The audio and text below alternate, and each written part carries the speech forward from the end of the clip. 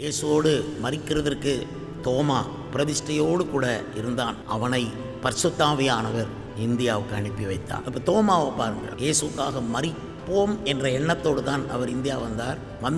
அவர் கங்கா நதி உற்பத்தி ஆகிற இடத்துல தான் அவர் வந்து ஊழியம் செய்ய போயிருக்கிறார். அவர்களுக்கு மத்தியில் இயேசுவை பேசினது மட்டுமல்ல, டெமான்ஸ்ட்ரேட் பண்ணார், நிரூபித்து காட்டினார்.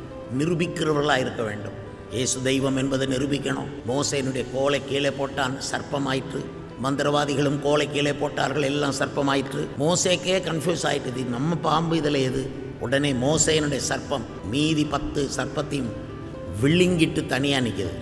அதான் நிரூபிக்கிறது. இந்த தவறான விஷயங்கள், பொல்லாதவைகள், விக்கிர ஆராதனைகள் விழுங்கி தனியாக நிற்கிற ஒரு பரிசுத்தமான பலம், அது பரிசுத்தாவினால் வரக்கூடிய அபிஷேகம். அதனால தான் அவர் சொன்னார், அவரோடு கூட மரிக்கும்படிக்கு போவோம்.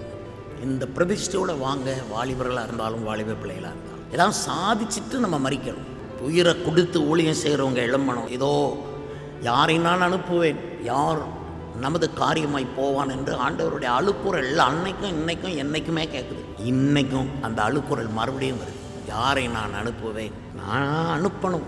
நமது காரியமாக, ஏன் காரியமாக யார் போவா? அவர் ஏன் அந்த இடத்துல நமது காரியமாக என்ன சொன்னார்னா, திருத்துவ தேவன் உட்கார்ந்து பிளான் பண்ணுறாங்க 3 பேரும், பிதா, குமாரன், பரிசுத்தாவி. நமது காரியமாக யார் போவா? இன்னைக்கு அந்த கொஸ்டின் இங்கே வந்து நிற்கிது. இதோ அடியேன், என்னை அனுப்பும். கிதியோனுக்கு சொன்னார், உனக்கு இருக்கிற இந்த பலத்தோடே போ, உன்னை அனுப்புகிறவர் நான் அல்லவா அப்படின்னார். இந்த பாயிண்ட்டை மட்டும் உங்களுக்கு இதயத்தில் ஸ்ட்ராங்காக வந்துட்டுன்னா எதுக்கும் பயப்பட மாட்டேன். என்னை அனுப்புனவர் அவர் இல்லை, பார்த்துக்கிடுவார். அப்படி இறங்கிடுவீங்க. உங்கள் ஒவ்வொருத்தருடைய செய்கையிலும் கர்த்தர் பார்த்துக்கிட்டே இருக்கிறார்.